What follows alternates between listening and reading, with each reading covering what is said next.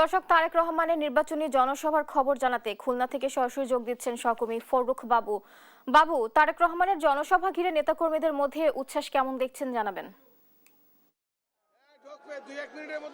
বুবলি, আপনি জানেন যে বেলা যত বাড়ছে তারেক রহমানের এই নির্বাচনী যে প্রচার প্রচারণা খুলনা দক্ষিণ অঞ্চলের, সেই প্রচার প্রচারণায় এখানে স্থানীয় নেতাকর্মী থেকে শুরু করে এখানে আরও হচ্ছে 3টি জেলা, যেমন খুলনা জেলা এবং সেই সাথে সাতক্ষীরা এবং বাগেরহাট জেলার যারা নেতাকর্মী রয়েছেন তারা এখানে চলে আসছেন। এবং আমরা যতটুকু জানতে পেরেছি যে তারা গত রাত থেকেই অবস্থান করছেন আশপাশের এলাকাতে, এবং তারা ধীরে ধীরে সকাল বাড়ার সাথে সাথে এখানে উপস্থিত হচ্ছেন। এবং আমাদের কাছে যে তথ্য রয়েছে বিএনপি মিডিয়া সেলের তরফ থেকে, সেখানে জানানো হয়েছে যে 11টা 45 দিকে তারেক রহমান এখানে সার্কিট হাউস যে মাঠ রয়েছে সেই মাঠে উনি হেলিকপ্টার যোগে আসবেন এবং পরে সেখান থেকে এখানে গাড়িতে করে আসবেন খালিশপুরের প্রভাতী স্কুল মাঠে, এবং এখানে তিনি জনসভায় বক্তব্য রাখবেন এবং তার সাথে তার সহধর্মিণী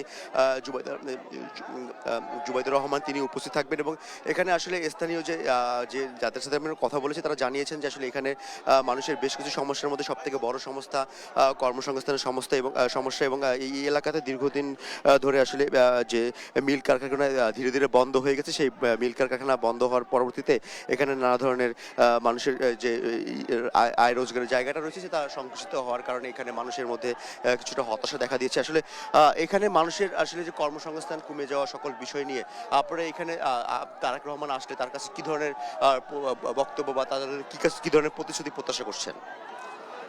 আমরা খুলনাবাসী অধীর আগ্রহে অপেক্ষা করতেছি আমাদের প্রিয় নেতা জনাব তারেক রহমানের আগমন উপলক্ষে।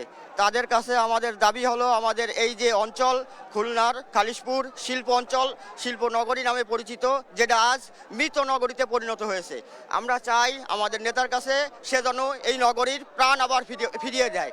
সে যেন প্রতিটা মিল কারখানা চালু করে আমাদের খুলনার জনমানুষের মনের দুঃখের কথা বোঝে। ধন্যবাদ সবাইকে। আসলে যেমনটা বলতেছিলাম, এবং শেষেতলা আসলে এখানে আমরা সকাল থেকে দেখছি যে নারী সহকর্মী বিএনপির যারা নারী কর্মী রয়েছেন এবং এখানে স্থানীয় যারা মহিলা রয়েছেন তারা এখানে সকাল থেকে জড়ো হচ্ছেন, কারণ ইতিমধ্যে হচ্ছে যে নারী ইস্যুতে একটা বিতর্ক রাজনীতির মাঠে এবং নির্বাচনী মাঠে জন্ম দিচ্ছে। সেই জন্মের বিষয় নিয়ে আসলে তারা প্রত্যাশা করছেন আগামী রাষ্ট্রনায়ক তারেক রহমানের তার প্রতিশ্রুতি কি আসতে পারে সেই বিষয় নিয়ে। বুবলি।